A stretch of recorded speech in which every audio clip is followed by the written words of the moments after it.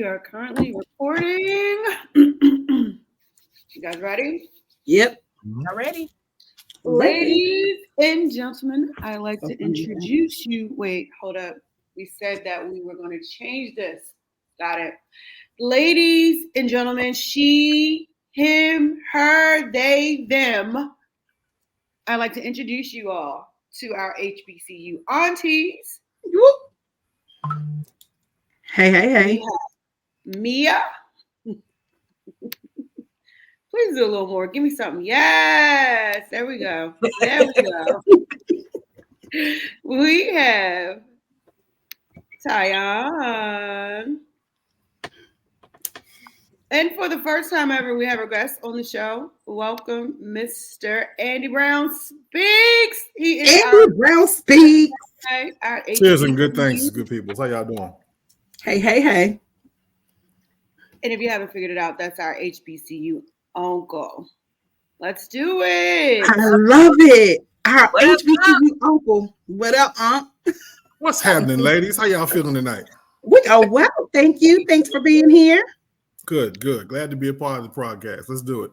Let's do it. So, as we all know, if you're new here, this podcast was created to be a safe space for parents and students who just want to learn, be a part of, ask questions, show concerns for what that college experience looks like. We are the Real University, where all things are real, never fake. Right on. Yes. So, Andy, we're totally excited to have you here. Thank you. Not only thank you for coming, but thank you for showing that good college merch, that wonderful Grambling background. So we're going to get into it. Yes, he did turn around. Yes, he did. So we're going to get into it. Just give us a little bit about yourself. Obviously, your school that you went to and where you're from, the quick stuff. I can do that. Real small window. And also thank you all for allow me to be a part of this broadcast tonight. I'm excited. My name is Andy Brown, author, life coach, and former internet podcast personality for the Online Happy Hour, which was a really thriving show here in the Dallas-Fort Worth area. I'm really glad to be a part of this show, what you're doing tonight. I'm representing the Grambling State University. That's what we do. That's what we are. Then that's how we make things happen, because everybody is somebody at Grambling State University. So I'm just really glad to be here, living in Dallas, Texas, doing some wonderful things with life and love and happiness. And I just feel good tonight. Glad that y'all are having me here. I'm going to have me a cup, enjoy the show, and let's have some fun. Let's get it. Let's get it. Okay, so we know you went to Grambling. And this tonight we're going to speak on then versus now translation. Okay. I say to people a lot when I meet them in my profession, what did you want to be when you grow up? But when you went to school, you were what major? I was a marketing major. Yes. Okay, so were we. If you can't tell, we were marketing majors as well. Okay, so you were marketing major, and when you transitioned out of college, where did you go? What did you do? Good question. I came to Dallas, Texas, which is considered West Grambling State University. So many Gramblingites are out here in the area, so it was just a quick shot to the biggest city. And I heard it was Detroit of the West. Say again? I heard it was Detroit of the West, but you know. No. D-Town is where it is, man. D-Town is where it is. This is my home. I'm not going to leave until I find out who shot JR. Okay. All right. I love it. So you ended up in Texas, and I tried to. So my degree was in marketing, right? And I had the idea. I'm going to tell you how I got my major. The reason I picked my major was of two individuals in my life who I saw every day. One, Deion Sanders. Okay. And two, Victor Newman. Now let's go back, shall we? Young and Restless with my grand. She put me on game to that a long time ago, and I used to watch Victor Newman, and I wanted to be like Victor Newman. Real smooth, real debonair, real savoir-faire, and he had his own ad agency, Newman Enterprises. And I was like, well, shit, if that's what you do, look clean, look good, smell good, and just do whatever you want to do with your life every day, I'm in, bro. Sign me up. That's a real story right there. That's a real story. That's real life. After 11 o'clock. So You can I got feel to see why. Young and the Restless. The Young and the Restless. That's real life. That's real life. Okay, so Victor, Dion, Yes. two people who are pretty much known throughout society. Okay. That is how I chose my major. And it was really, I got motivated because I applied for a job at an ad agency in Dallas, Texas. And they told me that I did not have enough experience nor talent to handle the position. And that sparked something in me ever since. I remember that to this day. That really pushed me to be very good in sales and marketing. And they told me that in order for me to get a marketing job, I had to be good in sales. And I had to dominate in the sales realm, primarily because of, my major that I chose. Not a lot of political science, not a lot of criminal justice, things of that nature. It was marketing, it was sales, and I was fresh in the game, and I didn't really know what to do. So I had to use the skills outside of the classroom to really motivate me and help me understand the ins and outs, and then use what I did learn in the classroom about sales and the psychology of selling and monopoly and finance to learn how to manage myself once I'm in the game of life, and I got the job. Let me interject on that for a second, because I've spent about a good 25 years in and out of the agency life, and I felt like too, it was definitely hard for us folk. There's not a lot of us folk in agency life, but one, for them to tell you that you had to be good at sales to become good at marketing, they were literally pigeonholing you on that side, because everybody knows that sales is a separate function of marketing. Right. So again, it's just like one of those things where we come out, we're already at a disadvantage. They're already trying to not let us in that space. Now, I did a general marketing agency for a little while, but I typically gravitated towards multicultural agencies because, again, I wanted to get the word out. I wanted to make sure that we are represented very well. I still, to this day, I know that you went to Grambling, but when I go to New Orleans, I make sure that I get all of those old, what they call Negro Americana. And they had all of the little ads of, food ads of, all the pickaninnies in the fields and things like that. Show is good, sweet potatoes and things like that. And people ask me, like, why do you have such degrading stuff in your house? I said, because this was the first representation of African Americans in marketing. And I use this to show me how far I have come. Makes sense. I have cotton in my house too. Look at all these connections. Because you got to remember, right? That's not me. I'm with you on that 100%. I have some cotton in my home, so that to feel what it's like to just touch it and to make a living of that. Yeah, we've come a long way.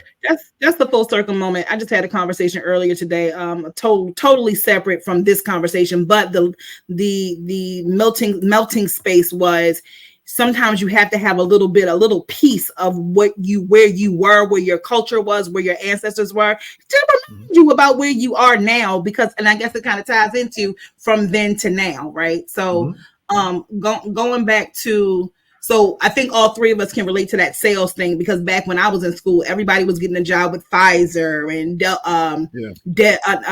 Black and Decker, all sales. Anybody who was a marketing major, that's where they were going. Very few went to agencies.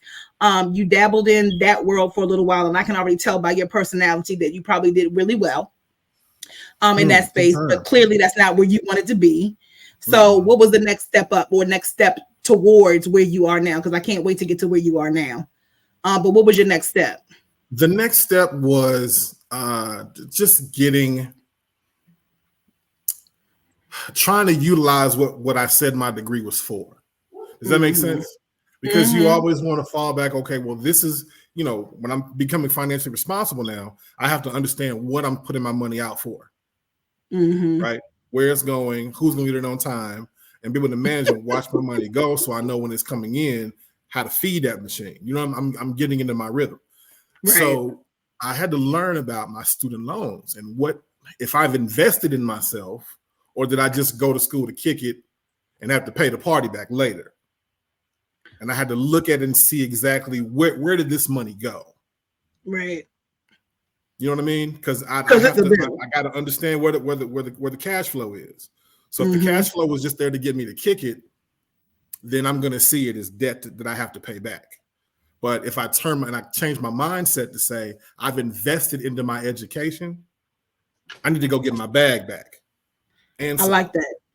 I like that. That's a good way to look at it. See where your money's going, and it takes a minute. Not everybody gets it that way, but it takes a minute. Yeah. That's a good way to look at it.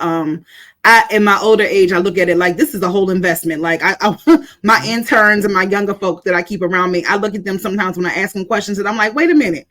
You just paid thousands upon thousands of dollars. Some of these questions I'm asking you, you should know the answers to, or at least have the capability to think through the process to give me some kind of feedback. Not, I don't know, Sure. because you just finished spending a lot of money.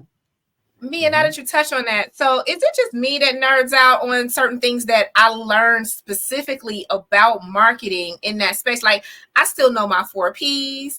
I still know literally the product life cycle. But when I have conversations with my colleagues, they're like, I ain't pay attention to any of that in any of my classes. I just got my degree. And I'm like, is it just unique to my experience, or is it just unique to HBCU experiences? When you going in there, you going to learn, and learning is retaining. Mm-hmm. I mean, tell me if this is just my experience, but there's so much I remember from just studying in those spaces, and not just my marketing classes, things that I learned in philosophy, stuff that I learned about the ego, the id, just everything. Yeah. It's like when I went in there to learn some things, remember some things, retain some things, share that knowledge. But is that what you're experiencing now, Mia, that it's not there anymore? For me, it worked twofold.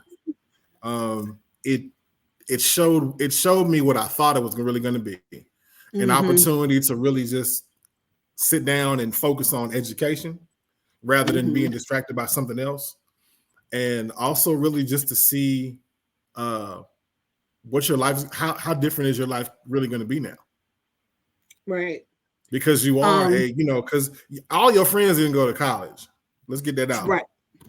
You know what I'm saying? So how are you going to be different? This decision that you made to be away from your peers and all of that, regardless of what it looked like, whether it was an HBCU campus or as a college, wherever, you were the one that said, I'm going to be different. And I think we came from that different world era. Am I right? Right. That's true. So you saw a little bit of something, but how is this going to make you different? Right. I'm with you on that. 1,000%. So I'm the one who preaches that it's okay if what you went for isn't what you are, because I'm definitely a purpose person. So where you and Tyon definitely stand on it, and it's respected that, you went to learn, which I did. I won't say that I didn't.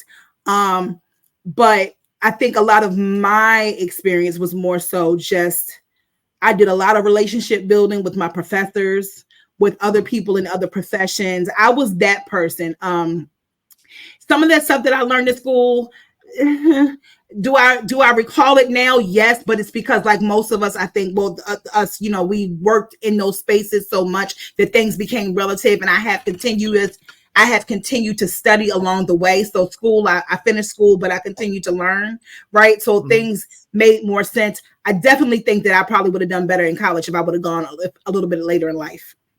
My experience, right? But with where we are today, and the reason why we're here is, and this is really a good space to have that conversation, is it doesn't have to be where you go when you're 18 straight out of high school, because it is an investment, right? We talk about those student loans, they're real, right? They're real. COVID came, and a lot of people got some things wiped away. People are still getting things wiped away, but that bill is a real bill, right? But I don't think at 18 years old, personally, it's not for everybody. Tyon says it all the time, and I believe it as well. It's not for everybody. Sometimes you have people who are in their 30s and 40s going back to school. And that's okay too. I think for where we are here is trying to get students to understand that if you're there and it's not working for you, it's okay to say, this is not for me. And for parents to really hear that from their students, from their kids, if they're saying, Mom, listen, it's not for me, that $20,000, $30,000, some of these people are paying every semester for their kids to go to school, hear that. Hear that, don't get offended by it. Have the conversation with them, figure out what the next plan is. Because some of the things we've learned when we were in school is what that planning really looks like. You know, you said it yourself. You knew Victor came on at what time? 12 o'clock. 12:30, right? 12 o'clock, 12:30. So you had to be up out of your class by 11:30 at the latest to get across the campus or wherever you needed to be to make sure you could watch Y&R. You planned. Call it what you want, but you planned, right? And it's funny that he did it the opposite way. So I always took early classes because breakfast was the best meal of the day. So I got in those 8 o'clock classes. All of my classes ended by 11:30, so I could have that second meal, which was lunch, and then get back to my room and watch Victor Newman. And then I take it a step further. I was the Bold and the Beautiful, and then I had to have my after-school cartoons too. I'm sorry, I'm still a big kid at heart. So my Animaniacs, yes, I was. You guys, she hung out in the room. Right? No, I mean, I dig it. It's cool. You gave it because what that says is you created your own pattern. Not everybody could do that. Yep. Not everybody can do that. Not everybody can do that. Absolutely. So I want to make sure that we stay in space, because from then to now, so we were a marketing major. We went to Texas. You went into sales. Where you are, just give us a couple of drops along the way of your career path to where you are now. Let's do it. So I got into online podcasting and radio on a dare. It was a dare. It was a dare. Some college friends of mine, my fraternity brothers, we got to talking. We just had. Which fraternity are you in? Which fraternity are you? Oh, what else would I be? Phi Beta Sigma all day long. Oh, I love Sigmas. Okay, but I'm a Sigma over here, but just a Delta. Go ahead, continue. Right. I'm a Sigma Beta mom. Okay, that's what's up. Represent. Sorry to cut you off. Go ahead. No, where was I at? I was talking about it was a dare. You were on a dare. It was a dare. So we tried, we got our toes wet in online radio. And shout out to Nika for really making that plug and making that connection. I got some good people behind you. Yes, she told us. Straight up. Yeah, you got a great one behind you. Put some things together, and it didn't fly where it could have been. And that's okay. You know what I'm saying? It could have been the change link. So I hope that you all continue what you're doing right now, because this could be the change link. I think that's important. Thank you. Yeah, consistency is key. So I think you may have learned this in marketing class in school, understanding your target audience. Yes, yes. Right? So if you know your target audience, who it is, it doesn't matter who's not listening. It matters who is listening. Amen. Right? Because there's some people who watch Friends and some people who watch Living Single. Heard. Okay, there's an audience for everybody. So so continue to do your thing. That turned away, and then I got into what I'm doing now, which I really, really love, and I talk about this every day. I didn't learn this in college. I got to understand the game of logistics. Oh, my favorite thing. Oh my goodness. Change your life, didn't it? We are missing out on a lot of money and a lot of opportunity. Do you all know that logistics really makes the world go round? And everything we do? I didn't know this. It's getting to point A to point B. You know, I'm also a project manager. I did that in the latter part of my life. And to Mia's earlier point, everything has a plan. And that plan is getting things from A to B. Strategic. Yes. I'm an SOP girl. That's what I do with my clients. So elementary. I wish they would teach this on HBCU campuses. You know, because a lot of them really kind of have the old, you know, the A&Ms, the agriculture and mining, you know, the farming, you know, the backgrounds, the A&Ts, agriculture and technical schools and stuff like that. So that kind of focuses more about, like, you know, once you graduate, you can go out and be a better person and get a job. You don't have to go out and be sharecroppers. You can go to the big city and do your thing. And I get that. But we kind of got away from that on a daily end. And because I wish we would bring it back, because our food is so contaminated, that if our young people would get ahead and understand how important our food is and how important farming is, oh my God, the land opportunities, right? The businesses, the trade that you could do and recreate. But you got to stop, put this working down for a quick second and just understand what that dirt, how good that dirt is. And actually, that's what my son is doing right now. So another tip that I would give parents a lot of the times when they're trying to figure out what's the best financial situation for their kid, all of these schools that have land, that are land grant schools, tuition is cheaper because of the land grants. And so when we came on campus, there was a young man who happened to be talking to him about agribusiness.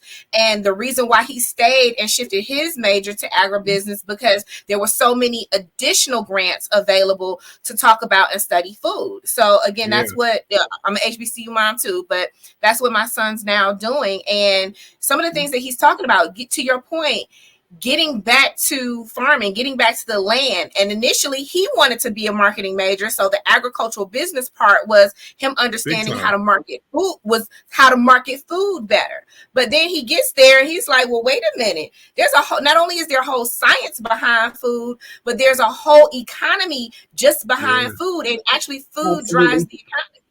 Absolutely. And that's got to be okay. You know what I'm saying? It has to. Has to be received, and it has to be okay to do that. The reason why I love where this conversation is going is because I think we all kind of went to school in that era where everybody wanted their kid to be a doctor, an engineer, a lawyer, because we put the kids in school for them to make money. It was all about making money and how much money you were going to make so that you could do this and do that. But when you find out, and what you said, and I'm going to get back to it, Andy, is what you love. What you love right now, that logistics and that agriculture, that's where you will succeed because that's what you love, not what you were driven to do because of the dollar sign associated with it. So tell us a little bit more about the agriculture space, because I knew about the podcasting space, which was really exciting because that's where we are, right? But the space that you're in now, logistics, I love it because you were marketing and now you're in logistics. So you were okay with not being okay, being a little uncomfortable, learning something new, even though you didn't learn it in school. But this is where you are now. So you had a door, a window, some kind of way. Here's what happened. Again, it's being in a space where you don't even know a blessing is coming, right? I was in a situation where I was just looking for a job. You know what I'm saying? A job, sales job, right? Account executive, marketing, whatever. And somebody called me, the recruiter called me and said, well, we want you to be a part of this company. And I was like, no, I don't want it because I'm in management. I want to be managing teams. And they told me, no, just come in as an account executive. I told her no, and she challenged me. She said, well, maybe you're not good enough to handle the position. Wait, we all need to First, don't never call me out. Never call me out because I'm gonna make it known. Yeah, she said it out loud on the phone with me. It's getting good. The nerve. So I took the opportunity as a challenge to say that I can do this without even knowing what they did. And it took me roughly 2 months to figure it out because I thought that I'm in the sales mindset. So I'm thinking that we're selling transportation. And I didn't know exactly what that meant. Again, I came from a marketing background. Logistics was not taught to me at an HBCU. So in my mind, in my small mind, I believed that every company had their own truck to pick up their products and send them on. I didn't really get the concept because it's not what I paid attention to. Right. You see what I'm saying? It's that this is not. I'm digital now. I got a degree. I'm over here with the marketing stuff. I'm not looking at the highways and freeways and seeing what's going up and down the road. That's not my wheelhouse right now. So I had to understand that this is what we're selling. Products moving from point A to point B. And it made me think, oh my God, this is so real. And the one thing that stood out that this guy said to me that really made everything that I do now and the realization of it is very simple. He said, everything that you have ever purchased came on a truck. Come on. Oh, I'm sold. Cars, trains, planes. Yes. And ships. Planes, trains, automobiles, ships, Automobiles. helicopters, Yep. everything. So transit between state to state, city to city, country to country, on ships, on airplanes. We have the opportunity to connect our businesses that way. So as your show begins to grow, watch this now. As you begin to grow your business and your business line, and you begin to enrich and engulf yourself with products and marketing tools that you have the means to ship your product not only to your folks who are right there locally within a 5-mile radius, but somebody who is over thousands of miles away in China or in Thailand that relates to you because of your online presence, and your product is selling miles away. And so bring that back to the 4 P's. That's position. Come on. And that's place, distribution. Come on, bring it full circle, y'all. You have to, and folks, when you really see it, anything you touches, it had to come through. Do I have any Amazon shoppers that are watching and listening right now? I'm sure. Logistics, baby.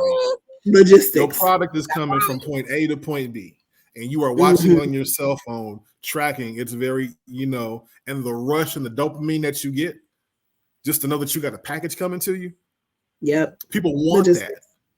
They want that feel good. Like, oh, I got something new. Let me unwrap it. You know what it is, but you have something. That's right. And that keeps driving the American economy to just put it in your cart, put it in your cart, put it in your cart. And that is going to be that our way of living is going to just transition, right? Because we grew up, myself, I know you ladies, I can't date y'all, but where people actually asked us, do you want paper or plastic for your groceries? That part. Now you have the option to, I don't even want to leave my bed and still go shopping and get my groceries delivered to my house. Instacart. So the technology is ever shifting, but the one thing that's constant is this freaking logistics, baby. You got to buy it. It's got to get to you. It has to be created. Before it even gets to you, it has to be created. So I'm sold. Right. So that's where you are now. Okay. So are you doing this in the independent space, or are you still in a corporate space? A little bit of both. Like I said it on air. Looking at, of course, grow my own business. That is the whole purpose of this, right? Gotcha. Continue to work for other people, and just like this podcast is telling you now, you don't work for nobody else. This is your platform. That's right. You have to. As we begin to do this gives me the opportunity to build my commerce so that I can now help our people move on that transit line and get their products from point A to point B, even if the others won't do it. Listen, there was a young guy when I was in school. So you made comment about how not everybody goes to college, right? So you have your friends in the neighborhood who not everybody went to college, like you said. This dude, by the time we hit our junior year, this dude was making more money than many people did after they graduated. And guess what he worked for? CSX. He worked for a train company. Yep. And he was making dough. I mean, dough. Like dough. Dough. Where everybody was sitting there like, okay, so why am I in school? What am I doing this for? Like, they let me in now. I got it. Yeah, and so I just love this conversation, and thank you again for just sharing it with us, because you have these kids who are on these campuses, you have parents who are at home trying to figure out what their kids are doing, who are stressing and doing all of the things to get out of college. And a lot of times I tell people college is another one of those things that you started it, so the important thing is to complete it, right? But we talk about... want to interject on that point really quickly too, because we do say that college is not for everybody, but one thing that I have to stress, and just with Andy coming on with his story about literally again, getting the jive about if you want to come into marketing, you got to get sales. For us to get our foot in the door, one of the reasons why I'm so adamant about getting in these spaces and places of higher education is because I emphasize all the time, for us, no matter what it is we do, we still have to look good on paper. And that is one of the things that even though, yes, we agree to disagree on that a lot of times, but we do agree. We do. But I will tell you, just the fact that you attended somewhere opens up a greater conversation than if you didn't a lot of the time. So it's also, even if you put on that you went for a year, or you've had some type of study, because in certain places that we go into, they don't want to see this. They want to see what you they want to see what they perceive that you can do based off of what's on that piece of paper. So that's one of the only reasons why I actually emphasize that. But to me, and the way that I grew up, you got to have it all. I have to have the book knowledge. I have to have the street knowledge. I have to have the common sense. I have to have everything. But a piece of that is also being able to look good on paper. Oh my goodness. I'm so glad Andy, you brought that up. And listen, I'm glad that you said something. I'm not going to say anything because this is something that we agree to disagree on a lot.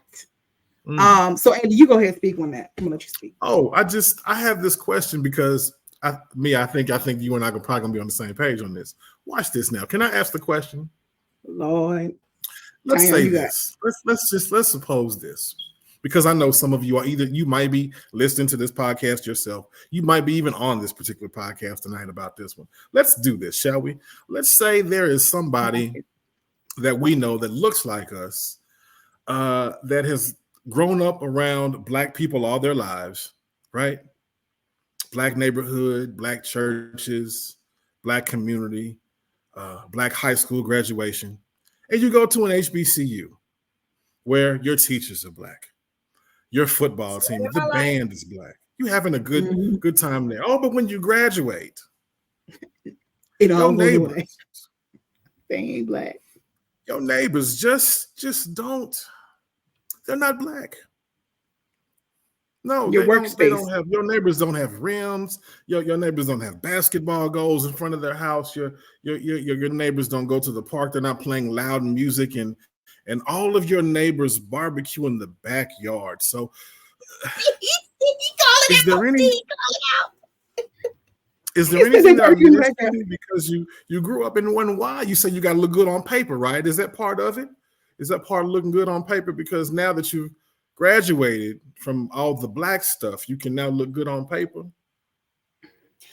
But there's an opposite to that. I actually bring all of me to anywhere that I go. Okay, let's talk about it. Actually, I like that because I know y'all know somebody like that. She can't talk about it too long because she has to get off. But I think we might have to have a part 2 to Andy because number one, anybody needs to be one of our uncles and just be on with us because I like Andy. Andy's a good balance for us. But I'm gonna say this.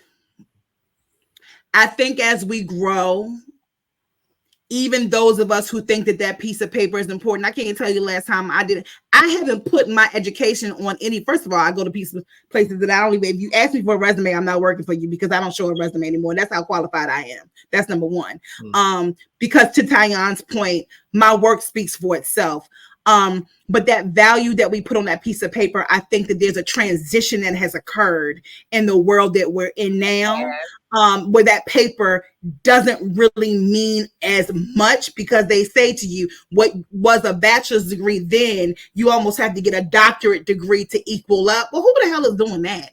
Everyone's not getting a doctorate degree. So I think we have to thank Andy for being here and thank you for showing how you went from one degree to a workspace. I'm not even gonna call it career space. So you went to a workspace because they told you that was the way you had to go. But now you're in your purpose space, which was totally unrelated to what your major was. And that's the point that I wanted to make sure that we honed in on. What you go to school for isn't always what you end up being, but what you make of it is everything. Because shit, sometimes you get tired. I was an educator when I graduated from school. I didn't even go into marketing when I first did it. I got tired of teaching. I was like, I'm not doing this. So, I want to thank you for being here. Absolutely. I'm going to ask Uncle Andy. Uncle Andy might need to come back so we can have a part 2 to this conversation. Definitely got to come back. We need to pick up. This is the pickup right here. The pickup is on that piece of paper. The pickup is on that piece of paper and where it goes. But Tanya, I want to make sure that you get a chance to thank Andy as well. Andy, because we appreciate you being here. Absolutely. Y'all are great, man. Keep it up. Keep it up. We will. Thank you. All right. Have a good one. We'll see you next time. Thank you For all sure. for tuning in. She, Thank he, them, they, there, we're, everyone. everywhere. Andy, that was awesome.